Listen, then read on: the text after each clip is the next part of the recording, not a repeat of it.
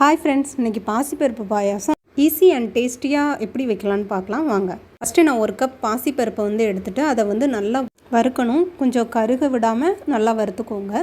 So வறுத்ததுக்கப்புறமா அதை குக்கரில் transfer பண்ணிவிட்டு நல்லா கழுவி எடுத்துக்கோங்க. ஸோ இப்போ நம்ம குக்கரில் வைக்க போகிறோம். ஒரு 3 விசில் 4 விசில் விட்டு எடுத்துக்கலாம். ஸோ அதுக்கப்புறம் நான் வெல்லம் ஆட் பண்ணிக்கிறோம். ஸோ ஒரு கப்பு பாசிப்பருப்புக்கு ஒரு கப்பு வெல்லம் ஆட் பண்ணிக்கிறேன். ஸோ அதுவாகவே நல்லா மெல்ட் ஆயிரும் நம்ம உள்ளே போட்ட உடனே.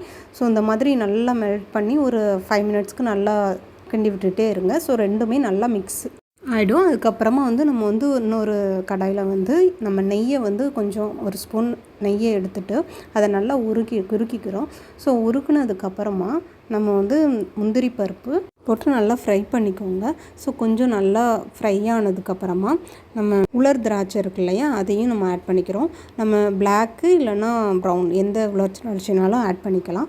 ஸோ இந்த மாதிரி ஆட் பண்ணிவிட்டு நல்லா வறுத்துட்டே இருங்க.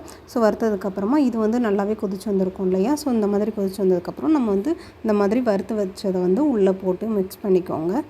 இந்த டைமில் நீங்கள் டேஸ்ட் பண்ணி பார்த்தீங்கன்னாலே டேஸ்ட்டு செம்மையாக இருக்கும். நம்ம இன்னும் டேஸ்ட்டை கூட்டுறதுக்காக தேங்காய் துருவலை ஆட் பண்ணுறோம். ஸோ தேங்காய் துருவலை இந்த மாதிரி ஆட் பண்ணிவிட்டு கொஞ்சம் ஒரு 2 மினிட்ஸ் கூட போதும். 2 மினிட்ஸ் கொஞ்சம் கொதித்ததுக்கப்புறமா நம்ம ஆஃப் பண்ணிடலாம். ஸோ நமக்கு பாசிப்பருப்பு பாயாசம் ரெடி. கண்டிப்பாக ட்ரை பண்ணி பார்த்துட்டு சொல்லுங்கள், செம்மையாக இருக்கும். தேங்க்ஸ் ஃபார் வாட்சிங் திஸ் வீடியோ.